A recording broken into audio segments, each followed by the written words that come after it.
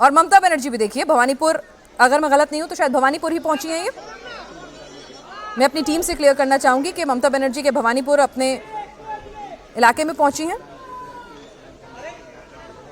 तो दीदी भी पूरी ताकत लगा रही हैं। उन्होंने तो खुद ही कहा कि पूरी रात में और अभिषेक सोए नहीं हैं। हालांकि उन्होंने ना सोने की वजह ये बताई है, अब टेंशन है। चलिए, भवानीपुर में वोट डालने के लिए पहुंची हैं और दीदी का घर भी जो है इसी कॉन्स्टिट्यूंसी में पड़ता है, तो यहाँ पर वो वोट डालने के लिए अपने मताधिकार का इस्तेमाल करने के लिए पहुंची हैं।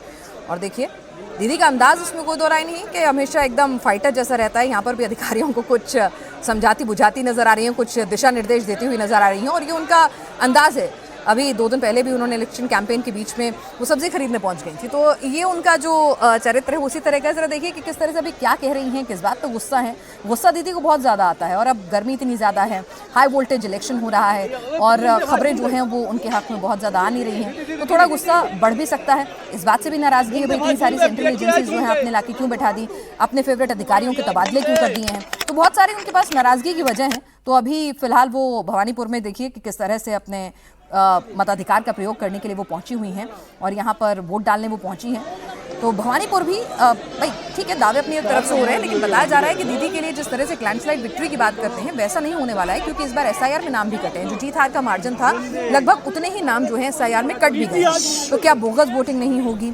फिर उसके बाद कहा जा रहा है कि दीदी से जो एंटी इनकम्बेंसी है, फिर शुभेंदु अधिकारी जैसा अगर नेता आपके सामने टक्कर देखने आ जाए और वो बूथ मैनेजमेंट भी जानता हो, वो अब TMC का पूरा जो तरीका है चुनाव लड़ने का उसको भी, उसकी काट भी जानता हो, तो निश्चित तौर पे दीदी को घेरना उनके लिए आसान हो जाएगा। हालांकि नंदीग्राम नहीं है जहां पर वो परंपरागत तौर पर उनका इलाका माना जाए।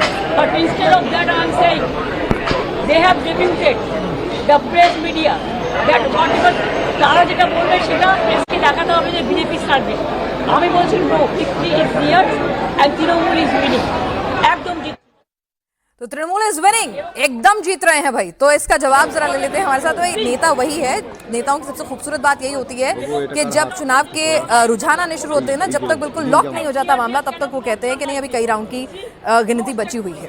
तो अभी तो फिलहाल पोलिंग चल रही है, तो विक्ट्री साइन दिखा रही हैं वो, और अपने जो कार्यकर्ता थे उनको देखते ही उनमें उत्साह भर गया था और वो नारेबाजी करने लगे थे। तो उनको समझा बुझा रही है कि देखिए अभी आप शांत हो जाइए।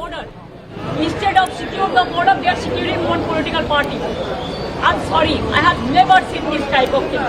Because in my life, I'm fighting my election since 1984. And this time the atrocities terrible. এত atrocity হচ্ছে, এত অত্যাচার হচ্ছে। এবার আমার পাড়ায় দুটো পর্যন্ত মেয়েদের মেরেছে। আর কয়েকটা ওসি নিউলি ডেপুটেড হয়েছে। Kalighat, Bhowanipore, like this Chitra.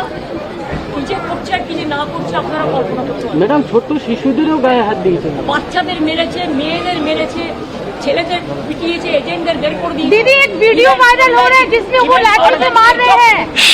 কল্যাণী তুমি দেখো, পুরো রানাঘাট থেকে শুরু করে কল্যাণী থেকে শুরু করে একেবারে বনবাগ বাগদার ওই বেলটা, ওদিকে তোমার আরামবাগ খানাকুল, তোমার গোঘাট, ওদিকে হচ্ছে ক্যানিং চূড়ান্ত সকালে তোমাদের ছুটি দেখালাম, সব এজেন্টদের ক্যান্ডিডেটদের বের করে দিচ্ছে। Is it the free and fair election? Will you take it up legally? It is already there. Thank you. तो कह रही है कि यहाँ पर देखिए कि किस तरह से वो कह रही हैं कि 1984 से मैं चुनाव लड़ रही हूँ, लेकिन ऐसा एटमॉस्फेयर, इतना टेरेबल माहौल जो है मैंने कभी नहीं देखा। शहजाद पूनावाला हमारे साथ बीजेपी प्रवक्ता इस वक्त जुड़ चुके हैं, शिवराज से राजनीतिक विश्लेषक जुड़ चुकी हैं, संजय सरकार नेता TMC इस वक्त हमारे साथ हैं, अनुराग भदौरिया प्रवक्ता समाजवादी पार्टी के हैं और नफीस अंसारी नेता AIMM हमारे साथ जुड़ चुके हैं। शहजाद भाई, दीदी बहुत नाराज है, इतना गंदा माहौल कर दिया ना अपने लड़ाई का, लेकिन फिर भी कह रही हैं जीतेंगी वही। इंडिया टीवी को अभी 6:30 की आवश्यकता नहीं है देर देखने की, एग्जिट पोल दिखाई दे रहा है आपको। यही सुगबुगाहट, घबराहट, झंझनाहट, चिलचिलाहट, इसी से पता चल रहा है कि आने वाले दिनों में क्या होने वाला है। और ये चुनाव दरअसल क्या है? ये चुनाव दरअसल ममता वर्सेस जनता, भय वर्सेस भरोसा। ये चुनाव है कि कैसे लोकतंत्र पे टेप लगाया जाए या लोकतंत्र की टेप को उठा दिया जाए। आज देखें ना, आज फिर भी अगर देखेंगे हिस्टोरिक पर्सपेक्टिव से तो हिंसा कम ही हुई है 2011, 13, 16 उसके तुलना में, 21 की तुलना में।